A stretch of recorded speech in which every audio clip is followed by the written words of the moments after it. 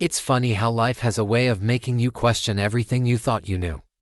2 years ago, I met Sarah, and from the moment we started dating, I believed we were building something real, something that could last.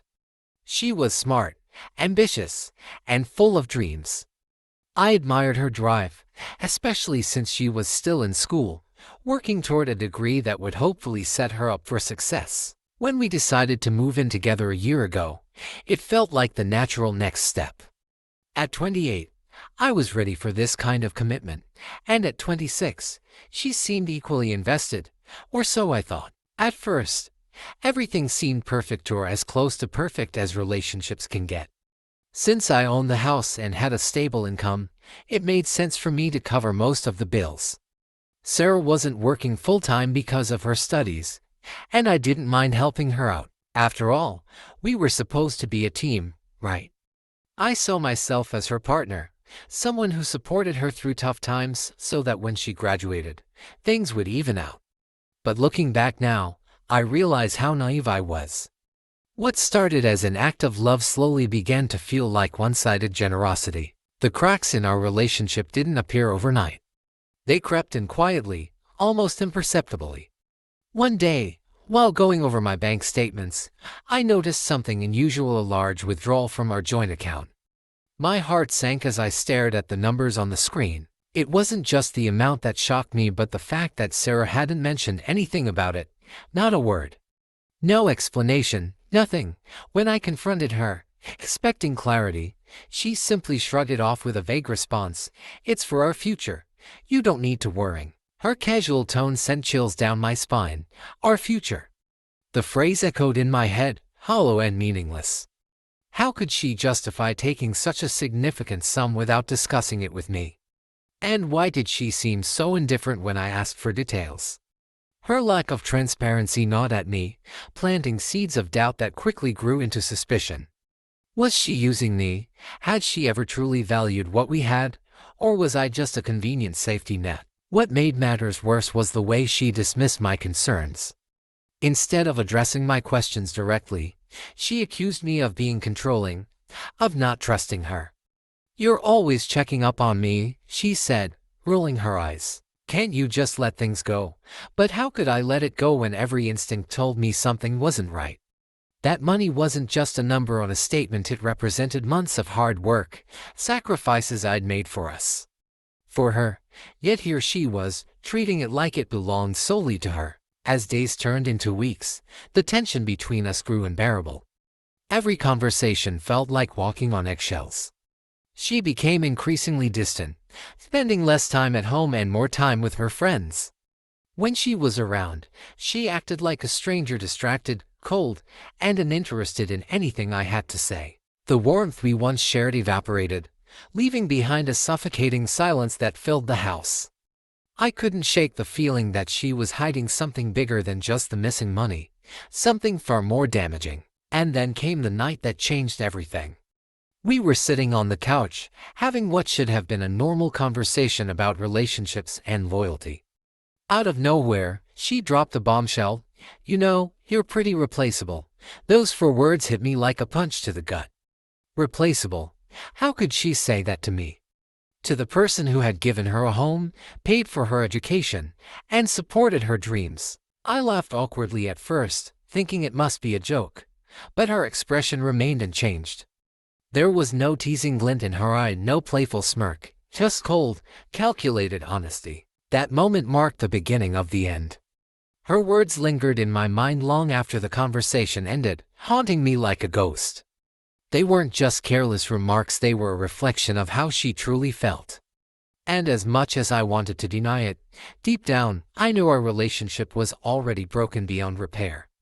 Little did I know, the worst was yet to come. As the months passed, the cracks in our relationship began to widen into chasms. At first, I tried to convince myself that everything was fine, that Sarah's growing distance was just a phase. But deep down, I knew something was wrong. She had always been social, but lately, her outings with friends became more frequent and increasingly erratic. It wasn't just once or twice a week anymore. It felt like every other night she was out, leaving me alone in the house we supposedly shared. Some nights, she wouldn't come home at all, claiming she'd stayed over at a friend's place because it got too late. Her excuses sounded hollow, rehearsed, as if she were reading lines from a script rather than explaining her actions. What hurt most was how little effort she made to include me in her life anymore. When we first moved in together, we used to plan movie nights, cook meals together, and laugh about nothing in particular. Now, those moments felt like distant memories. If she was home, she barely acknowledged my presence. Instead, she spent hours glued to her phone, scrolling endlessly or typing furiously. There was an invisible wall between us, a barrier I couldn't penetrate no matter how hard I tried. Every attempt to reconnect was met with indifference or outright hostility. One evening, after another long day at work, I came home expecting to spend some time with her. The house was eerily quiet, save for the soft glow of her phone screen illuminating her face. She sat cross-legged on the couch, completely absorbed in whatever she was doing. I hesitated for a moment before sitting beside her, hoping to strike up a conversation. But then, something caught my eye, a flicker of movement on her screen. Before I could fully process what I saw, I realized she was texting someone. And not just anyone. It was clear from the tone of the messages that this person meant something to her. The words were playful, flirtatious even, filled with emojis and inside jokes that didn't involve me. My stomach dropped. A million questions raced through my mind. Who was this person? How long had they been talking like this? Was this why she'd been so distant lately? Without thinking, I asked her directly, my voice trembling slightly despite my best efforts to stay calm. Who are you texting? Her reaction was instantaneous and explosive. In one swift motion, she slammed her phone shut and turned to glare at me, her eyes blazing with anger. Are you seriously checking up on me now? She spat, her voice dripping with venom. Don't you trust me? I'm not accusing you of anything, I replied, trying to keep my tone steady. I just saw something unusual, and I wanted to ask. Unusual? She scoffed, standing up abruptly. You're spying on my private conversations. That's such a violation of my space. She stormed off toward the bedroom, muttering under her breath about how controlling I was being. As she walked away, I noticed her quickly unlocking her phone again. My heart sank further when I saw her frantically deleting messages, swiping left, clearing entire threads as if erasing evidence. It was a gut punch, watching her destroy any chance of transparency between us. For a brief second, our eyes met, and I saw guilt flash across her face before she turned away. That night marked a turning point in our relationship. Her behavior confirmed my worst fears. She wasn't just drifting away emotionally, she was actively hiding something. The betrayal stung deeply, not only because of what I suspected but also because of how she reacted. Rather than addressing my concerns honestly, she chose defensiveness and deceit.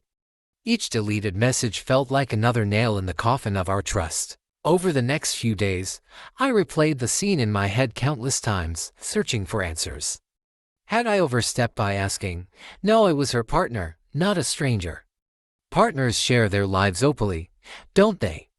Yet here she was, treating me like an intruder, as if my curiosity was an act of war. The irony was painful. She accused me of invading her privacy while simultaneously keeping secrets that shattered ours. The tension between us grew unbearable. Conversations became rare and strained, punctuated by awkward silences and passive-aggressive remarks. She continued going out almost nightly, returning later and later, sometimes not at all. Each empty bed beside me reinforced the growing realization that she no longer valued our relationship or me as much as she claimed. The woman I loved, the one I thought would stand by me through thick and thin, seemed to be slipping away, piece by piece, until there was nothing left to hold on to. It was supposed to be a normal evening, just another quiet night at home after a long day of work. Sarah and I were sitting on the couch, scrolling through our phones, when she casually dropped a bombshell that would change everything. We had been talking about relationships in general, nothing too serious, but then her tone shifted slightly. You know, she said, almost offhandedly, you're pretty replaceable, The words hit me like a freight train, leaving me momentarily speechless. My heart sank as I replayed them in my mind, trying to process what she meant or if I'd even heard her correctly. I laughed awkwardly at first, assuming it was some twisted joke or misplaced attempt at humor, but Sarah didn't laugh with me. Instead, she continued scrolling, completely unfazed by the gravity of what she'd just said. "What do you mean?" I finally managed to ask, my voice trembling despite my best efforts to stay calm. She shrugged nonchalantly, as though discussing something as trivial as the weather. "There are plenty of guys who would love to be with someone like me," she replied matter-of-factly. Her casualness sent chills down my spine. This wasn't just a careless comment, it felt deliberate, calculated even, like she wanted to wound me. My mind raced with questions. Was this why she'd been so distant lately? Why she spent more nights out than at home? Why she acted like being with me was some kind of obligation rather than a choice? I needed answers, but every question I asked seemed to make things worse. When I pressed her further, demanding clarity, her demeanor changed entirely. Gone was the indifferent shrug. Now, she crossed her arms defensively, glaring at me as if I were the one overreacting. "Why are you making such a big deal out of this?" she snapped. "It's not like I'm saying we should break up." But deep down, I knew there was more to it. Something about her tone told me she wasn't just speculating, she was considering options. And then came the moment that shattered whatever fragile trust remained between us. In the heat of our argument, her mask slipped entirely. With icy precision, she delivered the final blow. "Actually, I've met someone else. And yeah, I'm thinking about whether he might be better for me." The room fell silent except for the pounding in my ears. It felt like time froze as her words hung in the air, sharp and unyielding. For a split second, I wondered if I'd misheard her, but the cold determination in her eyes confirmed the truth. She wasn't joking. She wasn't bluffing. She was deadly serious. Here I was, pouring my energy, my resources, my emotions into building a life with her, while she sat across from me, weighing her options like I was nothing more than a placeholder, a backup plan until something better came along. Her admission left me reeling, but it also ignited a fire within me. How could she treat me this way? After all the sacrifices I'd made for her education, for our shared future, for us, she saw me as expendable, replaceable, disposable. Every ounce of anger, frustration, and betrayal surged to the surface, forcing me to confront the reality I'd been avoiding. This relationship was already dead. What little hope I'd clung to evaporated in an instant.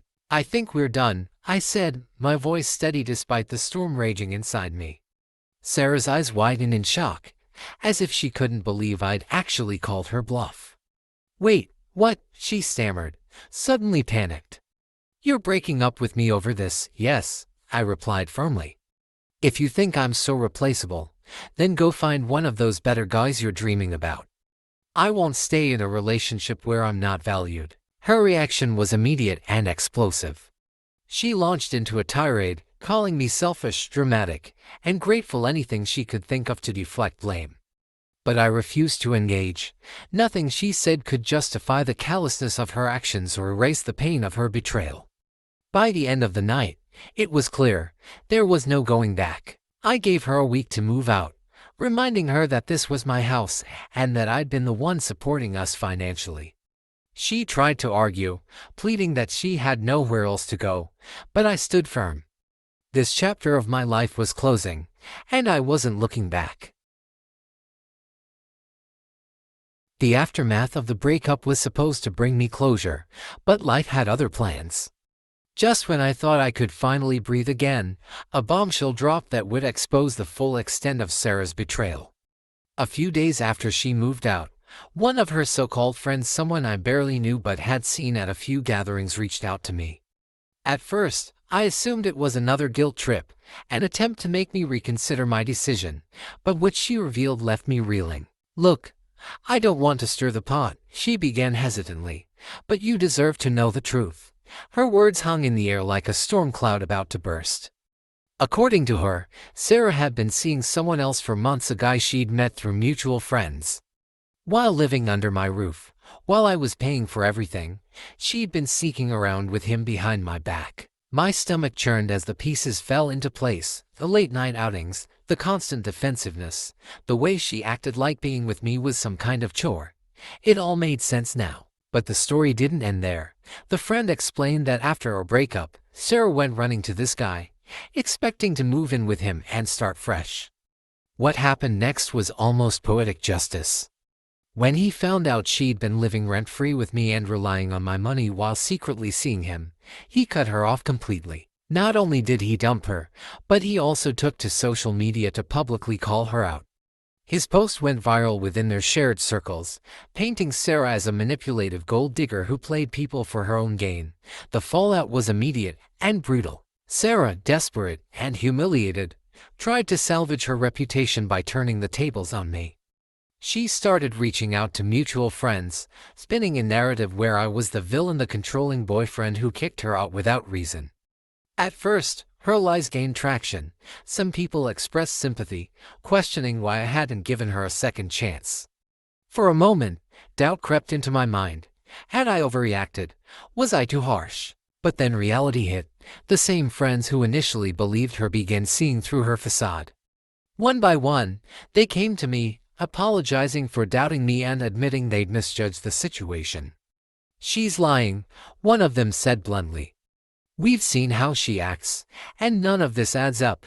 Another friend confessed that Sarah had even tried to guilt-trip them into letting her stay with them, only to bail on chores and refuse to contribute financially. Her web of deceit was unraveling faster than she could mend it. Still, Sarah refused to give up. She showed up unannounced at my house multiple times, pleading for forgiveness. Each visit grew more desperate, her demeanor shifting from apologetic to accusatory. "You're throwing away everything we had," she screamed during one particularly heated confrontation. "Do you really think you'll find someone better?" Her words stung, not because they carried any weight, but because they revealed just how little she understood about respect and accountability. When showing up alone didn't work, she brought reinforcements to of her closest friends, loud and confrontational, demanding answers. They pounded on my door, yelling accusations and calling me names. I opened the door just wide enough to make myself heard. "This is between Sarah and me," I said firmly. "You have no business here. Leave, or I'll call the police." Their bravado faltered, but they continued shouting until I slammed the door in their faces. Eventually, they left, but their presence lingered like a bad smell. As weeks passed, Sarah's attempts to smear my name became increasingly transparent. People stopped believing her sob stories. Even those who hadn't taken sides before began distancing themselves from her. Word spread about her behavior, the freeloading, the drama, the lies, and soon she found herself isolated. No one wanted to deal with her toxicity anymore. Her once thriving social circle shrank to almost nothing, leaving her scrambling for allies who simply weren't there. What struck me most was how quickly karma caught up with her. The man she'd betrayed me for not only rejected her but also ensured everyone knew exactly who she was. Her reputation, once pristine, lay in ruins. Meanwhile, I focused on rebuilding my life, free from the chaos she'd brought into it. Every day felt lighter, every step forward clearer. And though I wouldn't wish such pain on anyone, watching her reap the consequences of her actions felt like a form of cosmic balance. As if the universe had conspired against her, Sarah's world began to crumble piece by piece. The man she'd betrayed me for, the one she thought would be her savior, turned out to be anything but. When he discovered that she had been living rent-free in my house and relying on my financial support while secretly seeing him, his anger knew no bounds. What happened next was a cruel twist of fate that left Sarah reeling. Not only did he dump her without hesitation, but he also took his revenge to another level. He posted intimate photos of them together online, tagging mutual friends and writing a scathing caption about how she had manipulated and lied to him. The post spread like wildfire across social media, igniting a firestorm of judgment and ridicule. People who once admired Sarah now turned their backs on her, calling her names and accusing her of being dishonest and selfish. For someone who thrived on validation, this public humiliation was devastating. She tried desperately to get the photos removed, pleading with him to take them down, but he refused. "You made your bed," he wrote in response to her messages. "Now lie in it." Each notification on her phone felt like another dagger piercing her fragile ego. But the fallout didn't stop there. With nowhere else to turn, Sarah reached out to her friends, hoping they would offer her a temporary place to stay. At first, some agreed reluctantly, but it quickly became clear that Sarah wasn't the easiest house guest. She rarely contributed financially, avoided chores, and complained incessantly about how unfair life had been to her. One by one, her hosts grew tired of her freeloading ways. A particularly damning incident occurred when one of her former roommates, a close friend whom she had stayed with for weeks, posted a rant on social media exposing her behavior. Though the post didn't mention her name directly, everyone knew exactly who it referred to. "Some people only care about themselves," the post read. "They'll use you until you have nothing left to give." With her options dwindling, Sarah found herself couch surfing, moving from one acquaintance's couch to another, barely scraping by. But even these tenuous arrangements started falling through as word of her toxic personality spread. No one wanted to deal with her drama anymore. Her reputation, once pristine, lay in ruins.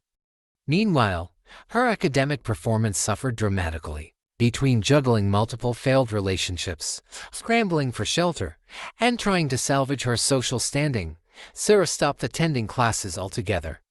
The warnings from her professors piled up, each email more urgent than the last. Finally, the school issued an ultimatum: if she continued missing classes without valid excuses, she would face expulsion. Panicked, Sarah called her parents, hoping they would bail her out yet again. But this time, they weren't so forgiving. Her mother answered the phone with a heavy sigh. "Sarah, we've supported you for years, but enough is enough," she said sternly. "You've burned every bridge you had, including ours. If you want to fix this mess, you're going to have to do it yourself." Her father chimed in, his voice laced with disappointment. "We raised you better than this. You need to take responsibility for your actions." Their words cut deeper than any insult or criticism she'd received before. For the first time, Sarah realized she was truly alone. Desperation clawed at her as reality sank in. Without family support, without friends, and without a stable living situation, she spiraled further into chaos. Her grades plummeted, putting her scholarship at risk. Professors warned her that failing even one course could jeopardize her entire academic career. Yet despite the mounting pressure, Sarah seemed incapable of pulling herself together. Every attempt to regain control only led to more mistakes. She applied for part-time jobs, but employers balked at her lack of references and questionable track record. Even her professors, who had initially been sympathetic, began losing patience. In a final act of desperation, Sarah begged the school administration for leniency, explaining her circumstances in vague terms. But they remained firm. "This isn't just about attendance," the dean told her during a meeting. "It's about accountability. You've been given countless opportunities to improve, but instead, you've chosen to prioritize other things over your education." The verdict was clear. Unless Sarah turned her life around immediately, she would lose everything she had worked for. In the months following Sarah's departure, life began to unfold in ways I never anticipated. It was as if the universe had conspired to reward me for finally standing up for myself. Though I knew deep down that my happiness wasn't a gift, it was something I'd earned through sheer willpower and self-respect. The first sign of change came at work. After years of grinding away, putting in long hours, and rarely taking time for myself, I received an email from HR calling me into a meeting with my boss. My heart raced as I walked into the office, half expecting another routine performance review. Instead, I was greeted with news that left me speechless. I'd been promoted. Not only that, but I was also given a significant raise and offered more flexible hours, a perk I hadn't even realized I needed until now. The promotion felt like validation not just of my professional abilities, but of the person I was becoming outside of work. Without the constant emotional drain of Sarah's manipulations and drama, I had poured all my energy into excelling in my role. For the first time in what felt like forever, I wasn't distracted by relationship woes or second-guessing myself. Colleagues noticed the shift too. One coworker joked during lunch that I seemed unstoppable. By the end of the quarter, I was named Employee of the Quarter, a title I wore proudly not because it defined me, but because it symbolized how far I'd come. With the extra income, I decided it was time to invest in myself and my home. Living in the same house where Sarah and I had shared so many toxic memories weighed heavily on me, but instead of moving out, I chose to transform the space entirely. New furniture replaced old pieces tainted by arguments and betrayal. A fresh coat of paint breathed new life into rooms that once felt suffocating. Even small upgrades, like updated appliances and modern decor, made the house feel less like a reminder of the past and more like a sanctuary for my future. Every hammer strike and brushstroke felt cathartic, as if I were erasing her presence and reclaiming my independence. But the most transformative experience came when I finally booked that trip I'd been dreaming about for years. For Sarah, traveling solo had always been a goal of mine, but life kept getting in the way. Now, free from obligations and guilt trips, I planned a 2-week adventure with my best friend Matt. We picked a destination neither of us had visited before, a picturesque coastal town known for its vibrant culture and breathtaking landscapes. From the moment we arrived, I felt a weight lift off my shoulders. The salty ocean breeze, the sound of waves crashing against the shore, and the warmth of strangers' smiles reminded me of how vast and beautiful the world truly is. It was on this trip that fate intervened in the most unexpected way.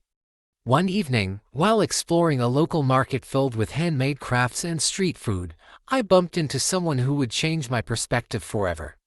Her name was Emily, and she couldn't have been more different from Sarah. Where Sarah was calculating and self-serving, Emily radiated kindness and authenticity. She introduced herself with a genuine smile, asking about my travels without any hint of pretense. Our conversation flowed effortlessly, covering everything from favorite books to childhood memories. There was no defensiveness, no hidden agendas, just pure connection. Over the next few days, Emily and I spent more time together, exploring the town and sharing stories over meals. With each passing moment, I found myself drawn to her honesty and warmth. And like Sarah, who had treated relationships like transactions, Emily valued vulnerability and mutual respect. She listened intently when I spoke, offering thoughtful insights rather than dismissive remarks. For the first time in years, I felt seen not as a placeholder or a safety net, but as someone worthy of love and admiration. By the end of the trip, I realized how much I had underestimated my own worth. Sarah's betrayal had left scars, but meeting Emily reminded me that healing was possible and necessary. As we said our goodbyes at the airport, promising to stay in touch, I couldn't help but feel grateful. Grateful for the lessons learned, for the strength I'd gained, and for the realization that I deserved someone who cherished me for who I am. Life, it seemed, had a funny way of balancing things out. While Sarah continued to spiral downward, I was building a foundation for a brighter, more fulfilling future, one rooted in self-respect and genuine connections. Looking back on everything that happened, I can't help but feel a strange mix of emotions: relief, vindication, and even a tinge of sadness for Sarah.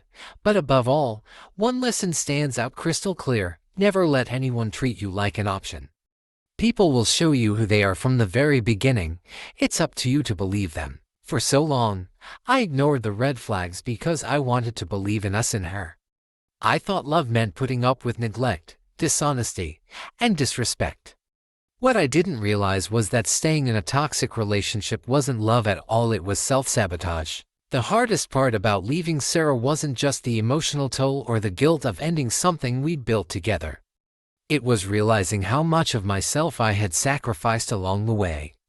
I gave her my time, my energy, my trust, and she repaid me by taking me for granted.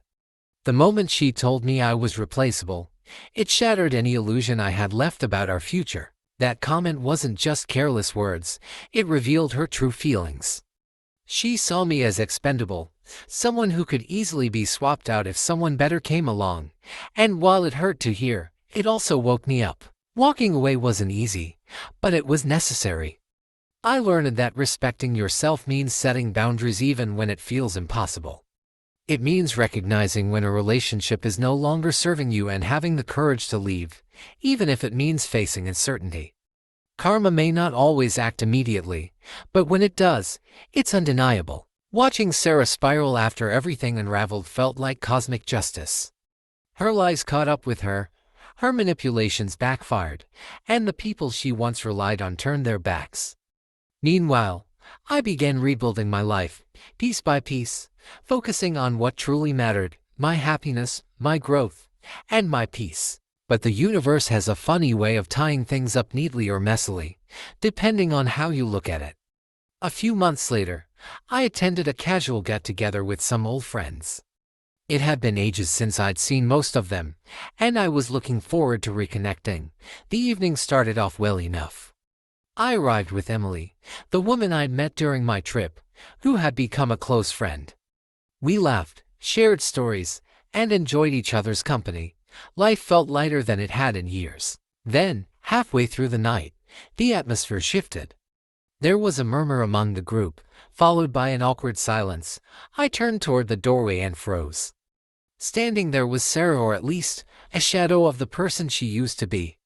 Her once confident demeanor was gone, replaced by a gaunt figure with tired eyes and disheveled hair. She scanned the room nervously before spotting me. Our eyes locked, and for a brief moment, time seemed to stop.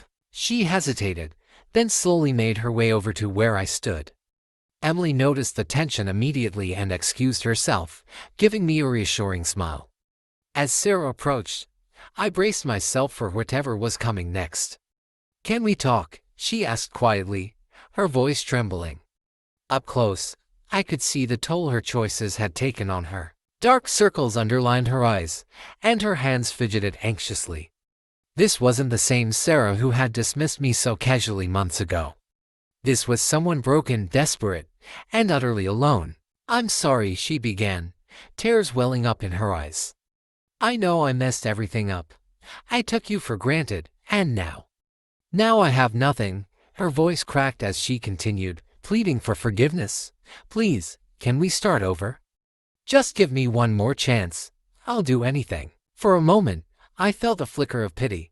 This was the girl I had once loved, the one I had imagined building a life with. But then I glanced at Emily, who was chatting animatedly with Matt across the room. In that instant, I realized how far I'd come. I wasn't the same man who would tolerate being treated as disposable. I respected myself too much to entertain the idea of going back to someone who had shown me so little regard. "You had your chances, Sarah," I said firmly, though not unkindly. "I've moved on, so should you." Her face crumpled, and she opened her mouth as if to argue, but no words came out. Instead, she looked past me, her gaze landing on Emily. Something in her expression changed: recognition, perhaps, or acceptance. Without another word, she turned and walked away, disappearing into the crowd. As I watched her go, I felt a profound sense of closure. Sarah had finally understood what I'd known for months. She had lost everything because of her own actions.